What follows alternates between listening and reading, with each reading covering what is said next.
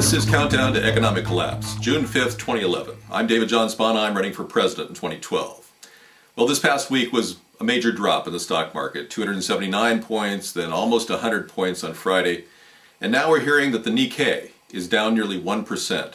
Now, all of this on news that, of course, Greece is still refinancing their debt, and the American job situation is not good. As we reported last week, the jobs are down significantly, and it's sending a shockwave through the financial sector, and many companies are reeling with lower profits, lower retail sales.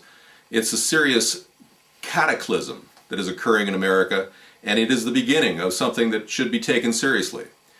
Now, the UN has reported that climate change is occurring, and in order to curb that climate change, we need to start developing new technologies.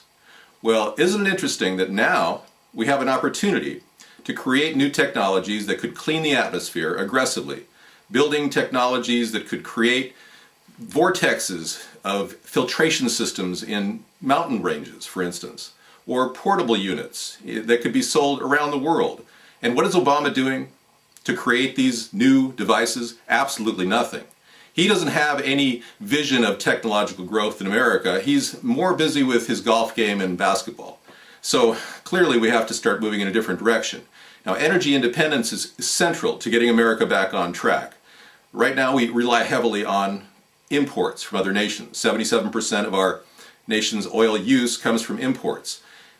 OPEC is announcing they are working on finding a solution to that.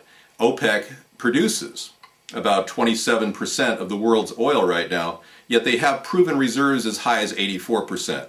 Which shows that OPEC could very well lower the price of fuel, making our economy boom with the potential growth that it hasn't seen in a while. The cost of gas is really hurting a lot of people.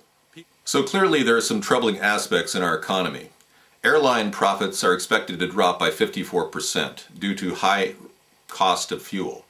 The job market is extending out its losses, and we're possibly seeing another round of layoffs in the coming future, which is not boding well for people paying their mortgages off and paying their house payments, which means foreclosures will continue, which means the real estate market suffers. You see how all of this is connected?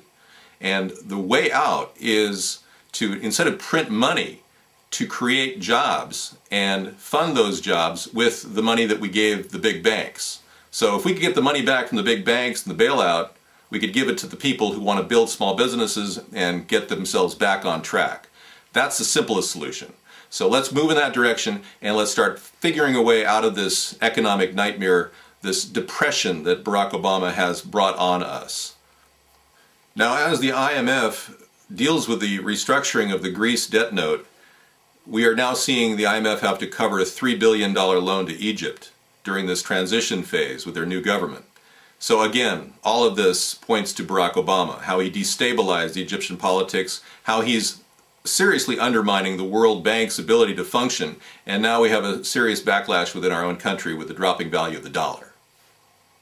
So as our country braces for this economic collapse that we're incurring right now, we have to ask ourselves, are the two parties honestly able to resolve this problem? Are they thinking out of the box? Do they have solutions like we do at America's Third Party? No, they clearly don't have those solutions.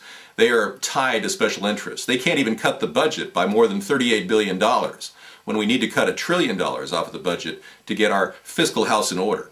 So a third party is the only solution to America finding a credible middle ground where fiscal conservatives who want to cut back on spending can unite with progressives, and we can formulate accountable government that is running efficiently without all the loopholes and all the cost overruns that are coming with the current two-party bureaucracy. So in order to solve these big problems, we're going to have to get a simple problem resolved. That means a third party will emerge in America and will begin to show the way, the light, toward a balanced budget, efficient operations, innovations, technologies that can grow exports, and spawn brand new private enterprise operations. So all of that is part of the synthesis that will go on in the coming couple years of my presidency. I am David John Sponheim, and I am serious about helping this country and fixing our nation's economy. So please consider voting for me in the 2012 election. Thank you.